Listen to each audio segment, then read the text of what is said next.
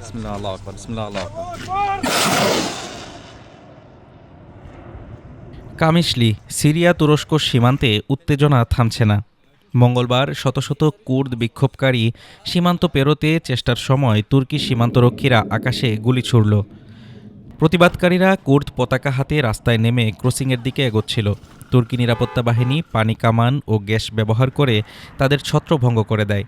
উত্তেজনা ছড়িয়ে পড়ে নুসাইবিন কামিশলি সীমান্ত এলাকা জুড়ে। সংবাদ মাধ্যম জানাচ্ছে, প্রতিবাদকারীদের মধ্যে হতাহতদের খবর পাওয়া গেছে, তবে নির্দিষ্ট তথ্য এখনও পরিষ্কার নয়। তুর্কি কর্তৃপক্ষ কোনো মন্তব্য করেনি। এই বিক্ষোভের পেছনে রয়েছে উত্তর পূর্ব সিরিয়ার উত্তেজনা। হাসাকা অঞ্চলে সংঘর্ষ চলছেই। সরকার বাহিনী নিয়ন্ত্রণ করছে কয়েকটি গ্রাম ও শহর। এল হোল শিবির, যেখানে আইএসের সদস্য ও তাদের পরিবার রয়েছে। প্রশাসন জানিয়েছে শিবির ও পার্শ্ববর্তী জেলাগুলোতে নিয়ন্ত্রণ নিতে প্রস্তুত।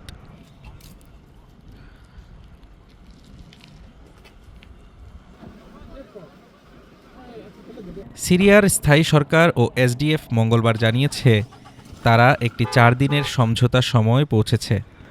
এতে যদি সমঝোতা হয়, সরকার বাহিনী হাসাকা ও কামিশলি শহরের দিকে আগ্রাসন বন্ধ করবে। এসডিএফ জানিয়েছে তারা সম্পূর্ণভাবে দামাস্কাস সরকারের সাথে যুদ্ধবিরতি মেনে চলছে এবং জোর দিয়ে বলেছেন, যদি আমাদের বাহিনী হামলার সম্মুখীন না হয় আমরা কোনো সামরিক অভিযান চালাব না। Desk report, Dhaka today.